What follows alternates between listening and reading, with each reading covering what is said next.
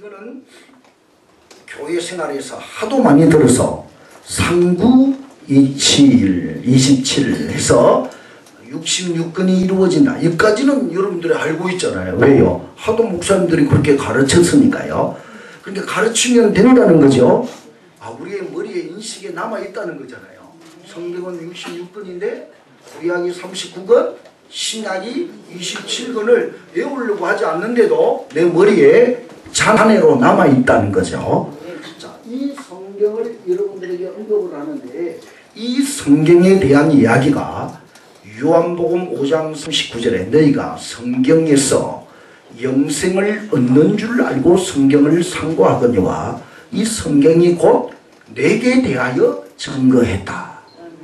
그래서 성경의 이야기는 이꼬르 누구 이야기예요? 예수님에 대한 이야기이다. 자, 그러면서 제가 여러분들에게 가르치는 내용이 구약은 무슨 메시아? 신약은? 제가 이렇게 대하면 안 된다고 분명히 가르쳤는데 기존의 목사님들을 통하여 배운 이 말이 그만 튀어나오는 것. 나에게 그토록 그렇게 가르쳤는데 내가 끊임없이 여러분들에게 가르쳤는데 여러분의 대답은 그렇게 하는 거죠. 근데 기존은 이런 거죠. 구약은 오실 메시아, 신약은 오신 메시아, 마지막 말세는 다시 오실 메시아 이렇게 알고 있잖아요. 양반들아. 신학 안에서도 여러분들은 교회에서 그렇게 훈련을 받았잖아요. 근데 그 틀을 여러분들이 바꾸기가 힘들다는 거죠. 그래서 제가 여기에다가 기록해 놨잖아요. 구약은 예비된 메시아와 오실 메시아가 있다. 오실 메시아보다 더 중요한 것은 준비된 메시아. 예비된 메시아가 뭐하다?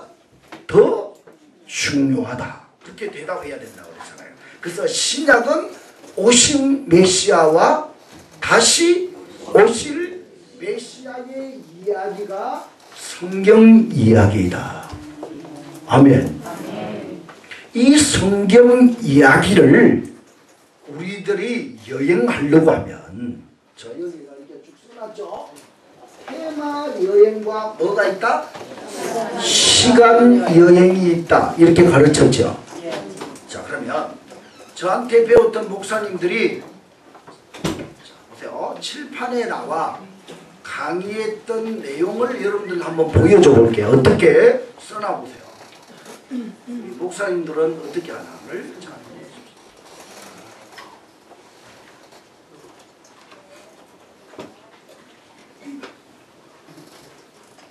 이거 아닌데 이 사진들.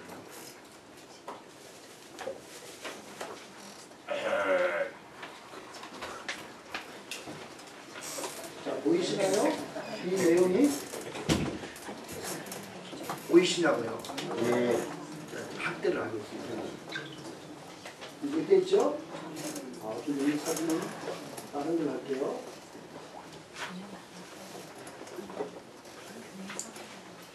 요것만 보이냐? 이게 보이시나요? 성경 이렇게 써놨죠? 지금 학대를 한 건데 학대를 하면 너무 보여요. 자, 일단 보세요. 좀 어려워도 조금만 저번 강의 내용과 똑같은 건데 저한테 강의를 배우면 이렇게 만든다는 거죠. 자, 들어보세요. 성경을 이렇게 하라고 그랬죠. 저기서 까만 색깔, 그 다음에 무슨 색깔? 빨간 색깔, 그 다음에요? 파란색 시킨 대로 잘하고 있는 거죠. 되나요? 이렇게 놓고 이 속에다가요 성경이라고 하는 거. 까만 거는 뭘 의미한다고 그랬어요? 죄와 심판을요.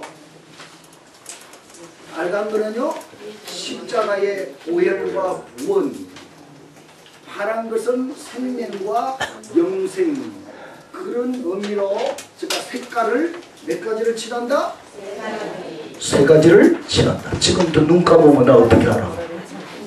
나를 너무 쳐다봐요. 자, 여기에다가 위에다가 이렇게 쭉 언급을 했죠. 이 성경은 어떻게 이루어져 있냐고 하면 네 마당과 뭐로 이루어져 있다? 여러분들 보고 대답을 하시오. 네. 옛날 제가 했던 이야기잖아요. 제가 설교. 네 기둥 이야기고 위에는 네 가지 흐름과 뭐가 있다? 네 가지 생활이 있다. 이렇게 나눈 것입니다. 이제 이해가십니까? 아멘. 자, 여기에 내 마당은 어떤 마당이냐? 이 양반은 좀 여기에다가 예언자 이렇게는 이게 좀 잘못 쓴 거죠? 틀린 거죠? 예언자가 아니고 내 마당은 뭐가 이루어져야 된다고 그랬어요? 예비된 메시아를 목사님 지금 칠판에 잘못 쓴 것 같아요. 지금 이분들은 60대 여자 목사님들만 모이는 공부한 목사님들. 좀 더 다른 공부도 봐요. 얼마나 멋있게 했는지를 제가 한번 보여드릴게요. 50대에서 60대 목사님들이 모이는 거예요. 여자 목사님들만 어제 공부하는 거예요. 금요일하러. 자, 그러면 요 내 마당에 이 글자 좀 잘못 봤는데 나도 잘 확인을 못했는데 아까 이야기했죠? 예비된 메시아가 있고 두 번째 뭐가 있고?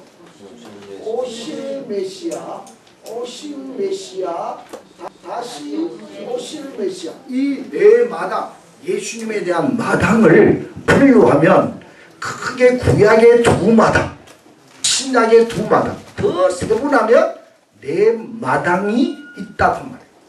이해가시겠죠? 자, 두 번째 네 기둥이 있는데 성경에 가장 중요하게 성경이 무슨 책입니까? 성경이 안에 있는 내용이 무슨 내용이 기록이 되어 있습니까? 그 안에 들어있는 내용의 플랫이 무엇입니까? 물으면 성경 이야기는 내 기둥, 이 마당, 예수의 마당 외에 내 기둥이 있다는 거예요. 자, 그 첫 주제가 뭐라고요? 하나님의 경륜. 두 번째는요? 하나님의 주권. 세 번째 하나님의 언약, 하나님의 나라. 이해가시겠어요? 이 네 가지의 내용이 성경의 큰 기둥으로 지탱하고 있는 이야기다 그 말이에요. 지금 제가 성경의 전체적인 이야기를 말하는 것입니다. 아멘. 다시요. 무슨 이야기? 하나님의 경륜, 하나님의 주권, 하나님의 언약, 하나님의 나라 이야기가 성경에 대해서 이야기하는 것. 근데 여러분들이 수없이 여러분들이 지금까지 설교를 들었죠. 그러면 설교를 하는 분들, 성경을 가르치고 전달할 때에 이 성경을 기록한 기록자 이해해야 되죠. 그럼 지금까지 들으면서 여러분들이 이 네 가지 가운데 제일 많이 들은 이야기가 뭡니까? 지금 요 사이 와서 제일 많이 하는 이야기가 현대 신학자들이 하나님의 나라에 대한 이야기입니다. 자, 옛날에는 뭐에 대해 강조를 많이 했냐면 하나님의 언약에 대한 이야기, 뭐 신의 산 언약, 뭐 그렇죠. 무슨 언약, 뭐 이렇게 하죠. 아브라함에 대한 언약을 이루는 이야기다. 이 네 가지 기둥의 턱에 이 기초 마당에 네 기둥을 딱 세워서 설교를 해야 그 설교가 뭐하다는 거예요? 성경적 바른 설교가 된다는 것입니다. 그러니까 여러분들 앞으로 서적을 사보고 성경을 연구할 때는 이 네 가지의 플랫을, 주제를 다루고 있는 책들에 관심을 가져야 되고 거기에 손이 가야 돼요. 새우깡에 손이 가는 게 아니고 알겠죠? 여기에 관심을 가서 이런 책들을 좀 읽어봐요. 아, 그 교수님이 왜 이런 이야기를 했는지 여러분들이 이에 대하여 들어야 되는데 이런 이야기를 잘 못 듣고 있다는 거죠. 이 공부를 잘 하시길 바랍니다.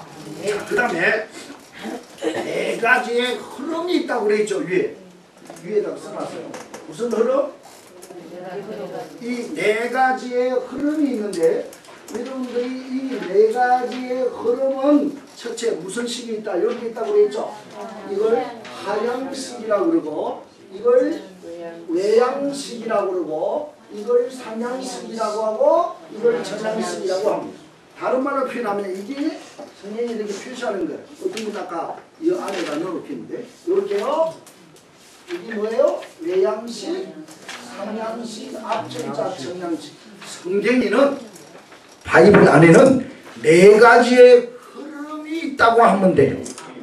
지금 내가 하향식으로 차를 타고 여행하고 있는지 아니면 외향식으로 달리고 있는지 전향식으로 상향식으로 올라가고 있는지 전향식으로 다시 돌아가고 있는지 이 내용의 네 가지의 흐름을 잘 알고 있어야 된다. 아멘.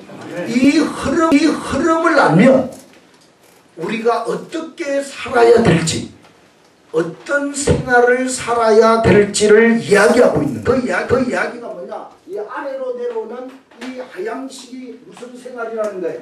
개인 생활이라고 그러고 앞에 끼는 게 구약이고 뒷말이 신약이에요. 구약이 하향식이 모세오경이 되잖아요.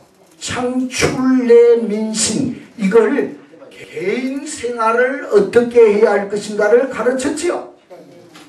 아멘. 지금 내 말에 집중해야 돼요. 딴 데 가지 마. 아이고 빨리빨리 나한테 뭐 잘 따라오세요. 자, 두 번째 여기가 외향식이죠. 구약으로 말하면 역사성입니다.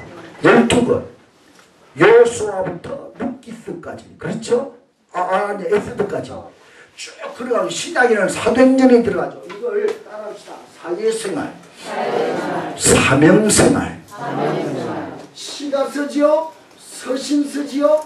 이걸 무슨 생활이라고 한다고요? 교회생활이라고 그러기도 하고 영성생활이라고 그럽니다. 전향식을 종말생활이라고 한다는 거죠. 이 도표 앞에 내가 아까 여러분들이 보내주셨던 이 흐름을 아시겠죠? 다시 따라합시다. 내 마당과 내 기둥과 네 가지의 흐름과 네 가지의 생활이 있다. 아멘. 이 이야기를 전반부에 바로 알아야 됩니다. 알겠죠?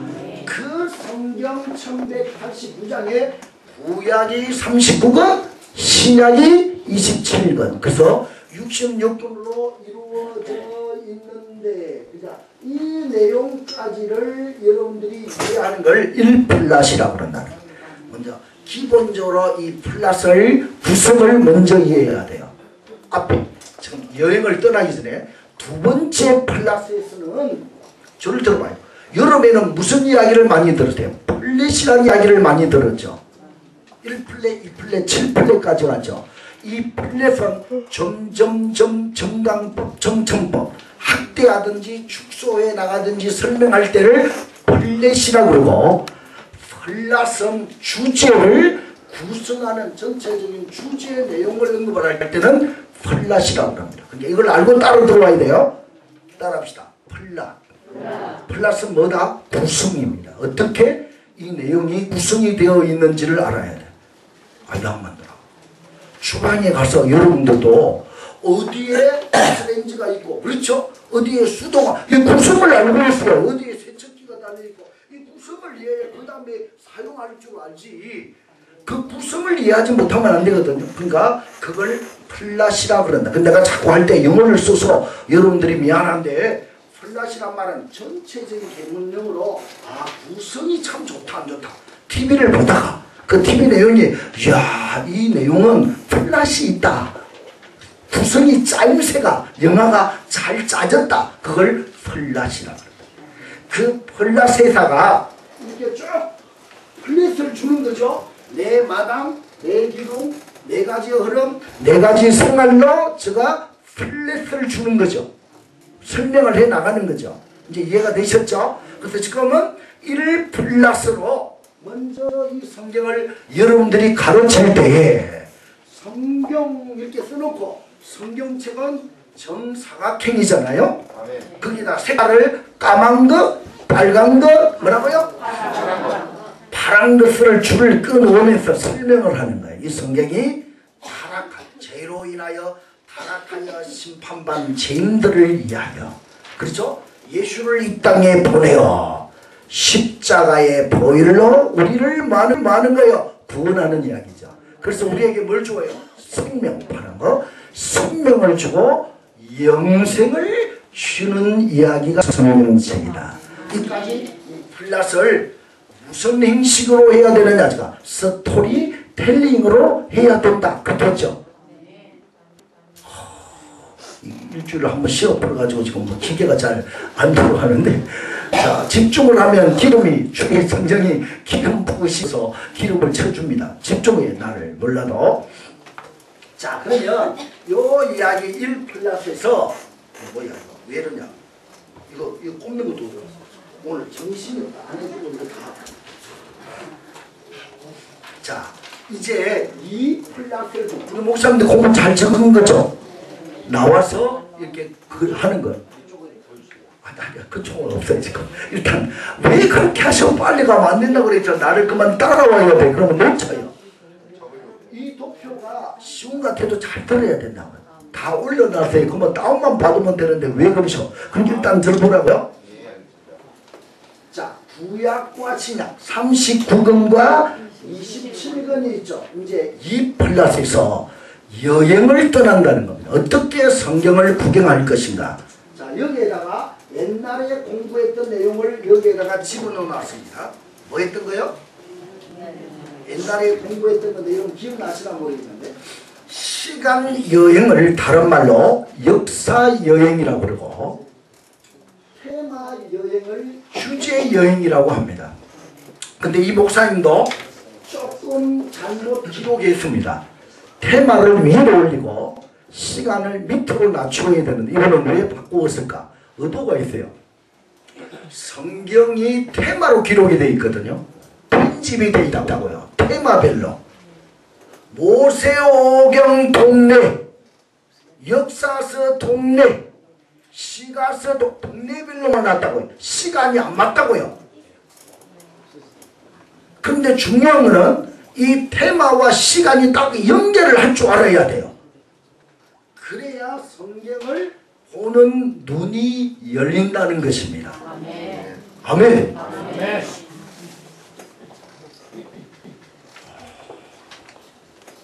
이제 여기서 이제 세 종류의 사람이 나타납니다. 저 강의에 나타나는 징조가 첫째. 그렇죠? 그래, 맞아. 한눈에 지금까지 배웠던 내용이 구슬이 깨듯이 한눈에 보이는 그런 다이돌 핀이 나오는 역사가 일어나는 거죠. 깨달을 떠나는 거죠. 엔도핀보다도. 또 어떤 분들은요, 더 복잡해하는 분이 있어요. 왜? 테마 하나만 이야기해도 잘 모르겠는데 시간까지 둘을 하나를 맞추라고 하니까 복잡해 죽겠다. 지금 무슨 소린가? 근데 정신없다. 그런 분도 있고. 세 번째는 잘 들으세요. 내가 너무 쉽게 해주니까 뭐 이 정도 같이 여러분 그렇게 생각하면 안 돼요. 제가 목사님들에게 아무 강의를 하다 보면 너무 어려운 이야기를 지금 내가 더 깊이 안 하고 이 부분만 설명해서 그렇지 더 많은 부분이 있다는 사실을 기억을 해야 한다. 알겠죠? 그러니까 잘 듣고 여러분들이 따라오시길 바랍니다. 자, 보세요. 여행을 떠날 때는 테마 여행으로 떠나고 뭐로 떠난다? 시간 여행도 떠나야 된다. 그 말이에요. 아멘. 자, 그러면 여행을 떠날 때에 자, 옆에다가 여기다 좀 이제 언급을 해놨는데 여러분들이 보이나 모르겠는데 여행에서 얻을 수 있는 내용이 있습니다. 그 내용이 어떤 내용이냐고 하면 이 내용입니다. 보이시나요? 한번 따라합시다. 볼거리. 따라합시다. 먹거리. 그 다음 따라합시다. 추억. 자, 이해가십니까? 이런 것들이 연결됩니다. 추억, 아름다운 똥 모르셔? 이해가면? 따라합시다. 볼거리. 여행 여행하면 여행이 주는 재미가 있죠. 볼거리가 있고 먹거리가 있어요. 그러니까 저와 여행을 떠나 이제 저를 초청하면 하루에 하는 세미나를 이 노선도를 가고 하는 거예요. 2시간에서 3시간을 하는 거예요. 그러면 김정근 목사와 함께 떠나는 성경 여행, 그렇게 타이틀을 붙여요. 내가 여행 가이드가 된다. 여러분도 쭉 소개하는 거예요. 여행을 잘 떠나면 진짜 그 동네마다 복음서는 복음서 동네로, 역사서는 역사서 동네로, 서신서는 서신서, 연서 동네대로 각각 나는 맛이 있고 볼거리가 다 달라요. 아멘. 그리고 또 가고 또 가는 때마다 갈 때마다 또 달려. 그때 거기에서 얻은 경험과 추억으로 우리가 뭐 하느냐? 신앙생활을 하는 거. 자, 이제 이해하시겠죠? 제가 이렇게 쉽게를 하는데도 고개를 숙이고 주무시려고 하면 이거는 뭐 이거 보통 문제가 아닌데 이거. 집중하세요. 잘 따라오셨죠? 자, 그러면 여행 떠날 때 필수 조건이 4가지가 있어야 된다. 여러분 이거 안 갖추고 여행 떠나면 안 돼요. 여러분들은 어디 유럽이나 어디 여행 떠날 때 뭘 제일 먼저 준비하시겠어요? 여행한다면 딸내미들이 아들이 유럽 티켓을 해줘서 그럼 여행을 떠나 아니면 금강산이나 제주도 간다면 뭘 제일 먼저 준비해야 돼? 지도. 아 지도? 먹을 거. 그죠. 외국에 나가면 뭐 입에 안 맞으면 뭐 하나. 어떤 분들은 김 사가는 데 있고 고추장 사가는 데 있고 여러 가지 등등 있죠. 자, 그럼 보세요. 여행의 가장 중요한 거는 4가지를 가져야 되는데 첫째 따라합시다. 도로. 길이 있어야 돼요. 2번째는 자동차가 있어야 돼요. 3번째는 지도가 있어야 돼요. 4번째는 안경을 가져야 돼요. 양만 따라 아멘을 하고 따라오시고 아멘. 이 도로 길은 2가지 도로가 있다는 거죠. 제가 내가 지금 움직일 수가 없어가지고 마이크 지금 녹음을 좀 시켜놓으려고. 아따 참다. 고속도로로 달릴 때가 있고 일반 국도로 달리는 경우가 있다 그 말이에요. 그러면 이쪽 고속도로를 달리는 걸 시간 여행이라고 그러고, 왜? 빠른 시간 안에 여기에서부터 내가 가고자 하는 대구나 강주나 목적지까지 고속도로를 통해 달려가죠. 그걸 시간 여행이라고 합니다. 아멘. 2번째, 일반 도로 국도는 테마 여행입니다. 자, 달리다가 보면 그 지역에 뭐 내장산으로 간다, 뭐 어디로 간다, 경주로 간다 할 때는 고속도로 달리다가 일반 도로로 돌리기표를 나와 빠져 구석구석을 찾아가야 되죠. 그걸 테마 여행이라고 한다. 이제 이해가셨나요? 고속도로로 달리는지 뭐로 달리는지 일반 도로로 달리는지 테마 여행으로. 내가 목사님들이 인터넷이나 TV에 나와 설교하는 목사님들을 들어보면 이제 저는 이제 설교학을 전문하는 사람이잖아요. 성경을 이렇게 쭉 들어보면 너무 웃겨 죽겠어. 유명한 목사님들인데요. 처음에 달릴 때는요 고속도로 달리다가 어느 한순간에 돌기트라고 하는 것을 통해 나와야 되잖아요. 그만 헬리콥터를 타고 푹 떠가지고 어느 테마에 와 있어. 테마에서 막 이야기하고 놀다가 다시 또 고속도로로 올라와. 이런 불법이 어디 있어? 푹 떠가지고 고속도로 또 달리고 있어.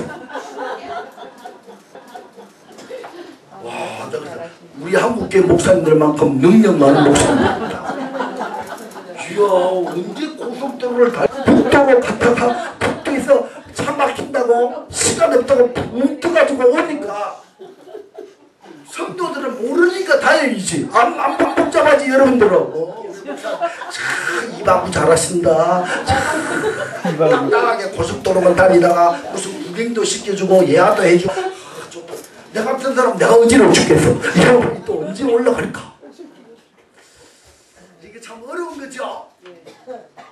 자, 그러니까 여러분들이 성경을 시간과 테마를 공부 안 하면 그런 오류에 빠진다는 거예요.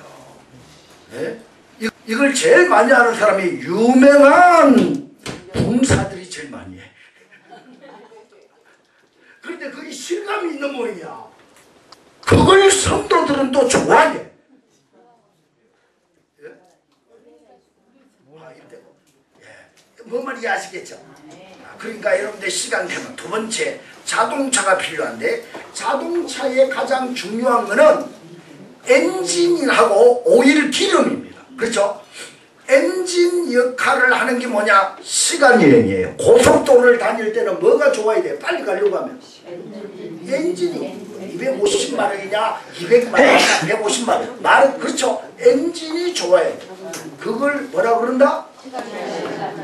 이제 따라옵니다. 시간에 테마 여행에는 오일 기름이 많아야 돼요. 왜 그러냐면 고속도로 다니다가 톨게이트로 빠져 무럭무럭 내가 구경하고자 하는 구석구석을 다 찾아가려고 하면 뭐가 떨어지면 안 된다? 기름이 떨어지면 뭔 거 아시겠죠?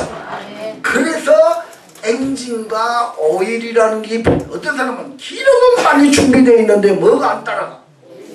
엔진이 안 돼. 엔진은 좋은데도 뭐가 없다? 기름이 없다. 그러면 안 된다. 차가 아무리 삐까삐까 좋아해도 기름 떨어지면 더 이상 가지도 못하고 멈춰버린다는 거죠. 아멘. 세 번째, 지도가 있어야 돼요. 지도가 있어야 돼요. 찾아가려면 그렇죠. 자, 열심히 자주 다니는 곳에서는 별 뭐 문제가 없는데 처음 곳 있잖아요. 오바다로 간다든지 뭐 그렇잖아요. 미가로 간다든지 하박부라 호박부라 막 이러다 보면 갈 때는 전체 지도는 시간 여행에 필요합니다. 그렇죠? 그런데 구석구석으로 갈 때, 테마를 구경할 때는 뭐가 지도가 필요하다? 약도가 필요한 거. 그는 좀 더 간단하지만 세밀한, 그렇죠? 약도가 있어야 된다. 이해가시겠어요? 네 번째, 안경. 따라합시다. 안경은? 따라합시다. 망원경, 현미경. 이거는 시간 여행에 필요한 거예요. 알겠죠? 시간 여행 고속도로 할 때 멀리 있는 거 끄집어서 봐야 되잖아요. 그렇죠? 그리고 가까이 들여다봐야 되잖아요. 그러나 테마에 가서는 사진기가 필요해요. 내가 보는 그 테마 동네에 와서는 이 동네에는 이런 것도 아까 내가 찍어온 거 맞죠? 아까 어떤 그림 봤어요? 이 그림 맞죠? 이 그림이 어딜까요? 남양주 시청입니다. 내가 이 그림을 뭐 때문에 찍어 왔느냐고 하면 좀 이따가 제가 사복음서 이야기할 때 마태 동네 유대인 전통인들이 모여 살죠. 그걸 스토리텔링 할 때 쓰려고요. 그러면 그때 필요한 테마별로 찍어 와야 된다. 그리고 이 내용들을 더 깊이 알려고 하면 돋보기로 알겠죠? 이게 누가 무엇 때문에 이런 것들을 만들어졌는지 돋보기로 상세하게 봐야 된다 그런 말입니다. 아멘 하면 좋겠네요. 아멘. 자, 여행에는 몇 가지가 필요하다? 자, 첫째 뭐가? 그 다음에요? 자, 봐봐요. 이 지금 나와서 어제 제가 시켜봤는데 이분은 56세인가 된다고요. 여자 목사님이에요. 글씨를 아주 잘 쓰는 분입니다. 나름대로 내가 말한 의도를 뭐 한 거죠? 네? 이해를 잘해서 지금 이 플락까지 왔습니다. 이제 이해가십니까? 자, 이제 강의하고자 하는 내용이 지금 여러분들에게 보내준 것은 3플러스에 대한 내용입니다. 무슨 내용? 3플러스. 이걸 스토리텔링으로 해야 됩니다. 자, 다시요. 이렇게 한다고요? 무슨 여행으로? 테마 여행과 그 다음 무슨 여행? 시간 여행과 이 테마와 시간 여행을 뭐로 만들어 버리느냐? 그렇죠. 스토리텔링으로 지금 이걸 공부할 거다 그 말이에요. 오늘 그러니까 머리에 세 가지를 기억해야 됩니다. 먼저 무슨 여행? 테마 여행. 다른 말로는 시간은 이게 역사. 이게 주제. 알겠죠? 이 스토리텔링 이걸 이야기식으로 엮을 것입니다. 그러면 지금 이제 5분 남았는데 첫 강의가 첫 강의에 먼저 그러면 스토리텔링에 대해서 조금 여러분들이 또 이해를 해야 됩니다. 뭐에 대해서요? 스토리텔링. 자, 스토리텔링에 대해서 이야기할 테니까 한번 잘 잠깐 보시길 바랍니다.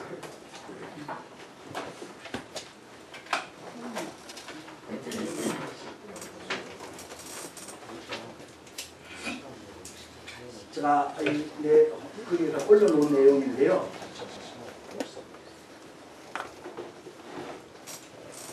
한번 보이시나요? 네. 자, 스토리텔링에 대한 기본 이념을 좀 여러분들이 이해를 해야 될 것 같아요. 한번 읽어보겠습니다. 자, 읽어보십니다.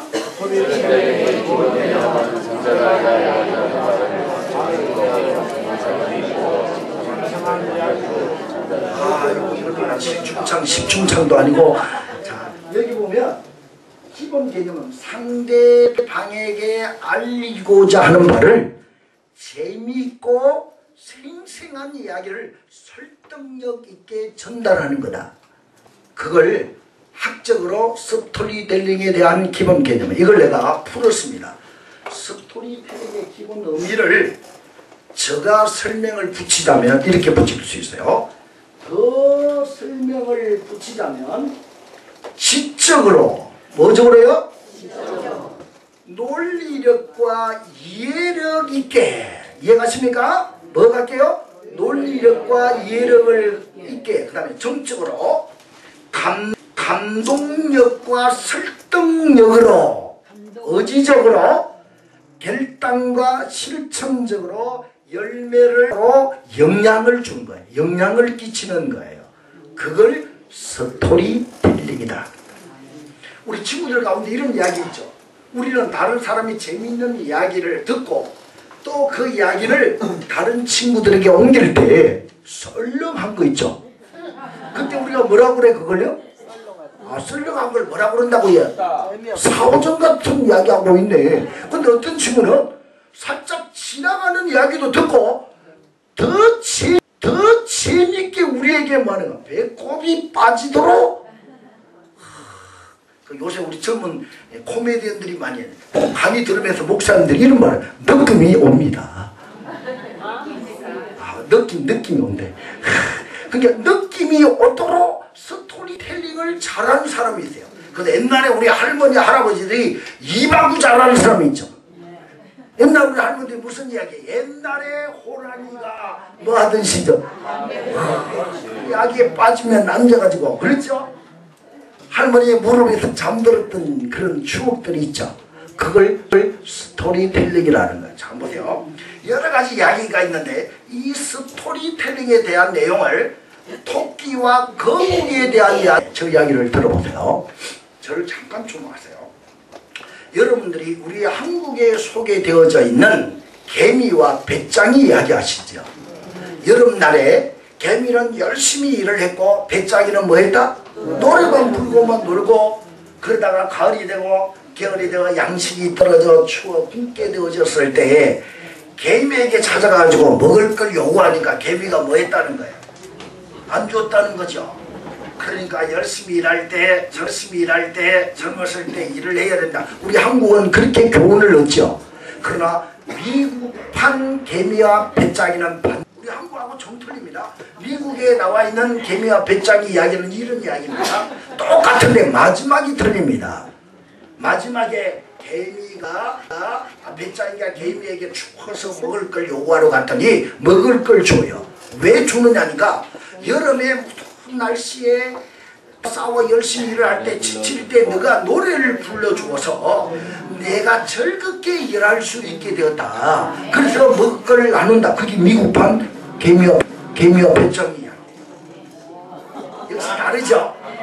그러니까 문화적인 것이나 이런 것 예술적인 분야가 발달되었죠. 한국은 뭐에 대한 교훈만 얻은 거죠. 열심히 일해야 된다. 일 안 하면 안 된다. 그건 왜 그러냐. 그때 우리나라는 너무 못 살고 열심히 일을 해야 된다. 교훈을 연결하려고 스토리텔링을 바꾸어버린 거예요. 자, 그러면 토끼와 거북이 이야기도 너무 열심히 잘 아시죠? 잘한다는 거 믿고 열심히 노력하지 않으면 뒤처져 버린다는 거잖아요. 그러나 제가 재미있는 예시가 있어서 인터넷에서 본 글을 소개하고자 합니다. 토끼와 거북이 제2탄입니다.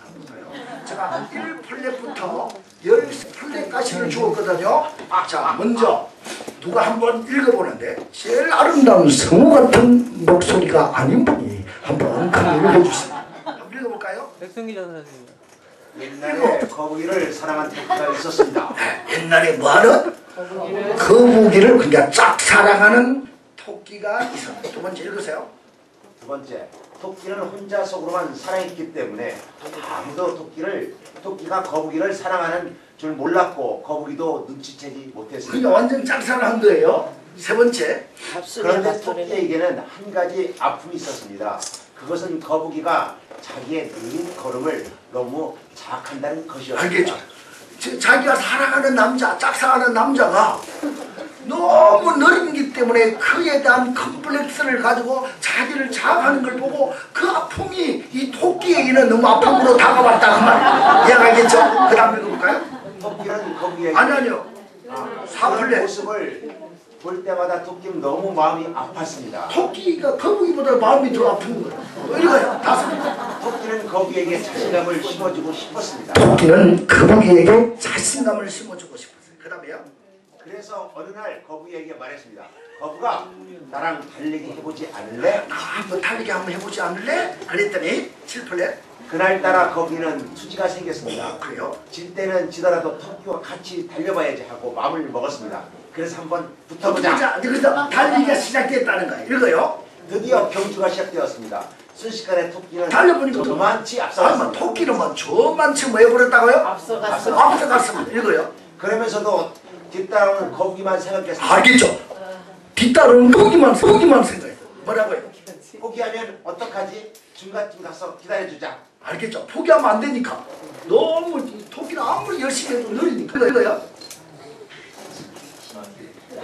그런데 그냥 눈을 뜨고 거북이를 쳐다보면서 기다리면서 거북이가 자존심이 상할 토끼는 길에 누워서 자는 척을 했다는 거야. 토끼는 자존심 상할까봐. 그랬더니 읽어요. 그래서 거북이가 가까이 와서 자기를 깨워주고 같이 나란히 언덕으로 올라가는 아름다운 꿈을 꾸고 있었습니다. 알겠죠? 그렇게 오면 거북이가 같이 가자고 그래서 멋있게 저 정상으로 올라가야지. 토끼는 그런 부푼 마음을 가지고 있는데 읽어요. 그러나 거북이는 자기 옆을 지나면서도 자기를 깨우지 않았습니다. 다른 척하던 토끼의 눈에선 눈물이 났다는 거예요. 결국 거북이는 경주에서 이기게 되었죠. 이 경주에서 토끼는 눈물을 훔쳤지만 아무나 보지 못했습니다. 이게 스토리텔링 멋있죠? 그러니까 이야기를 이렇게 스토리텔링으로 만들어주면 귀에 눈에 쏙쏙 마음에 이해가 되고 터득이 되고 온다는 거죠. 그래서 여기에 저런 토끼의 짝사랑의 마음이 우리에게 다가온다는 거죠. 우리의 교훈은 지금까지 뭐였어요? 토끼 잘 깔리고 잠자면 교만한다든지 게으르든지 하면 거북이 느리지만 열심히 꾸준히 하는 자를 이기지 못하. 우리에게는 순전히 유교적 입장에서 보는 거잖아요. 그러니까 서양적인 헬라니즘 사상을 볼 때 또 다르게 본다는 거죠. 그걸 스토리텔링을 하는 거예요. 그러나 여기에 주의해야 할 점이 있다는 거예요. 성경에다가 스토리텔링을 할 때는 성경에 대한 본질에 대해서는 터치를 하면 안 돼요. 변형시키면 안 돼요. 뭐 알겠죠?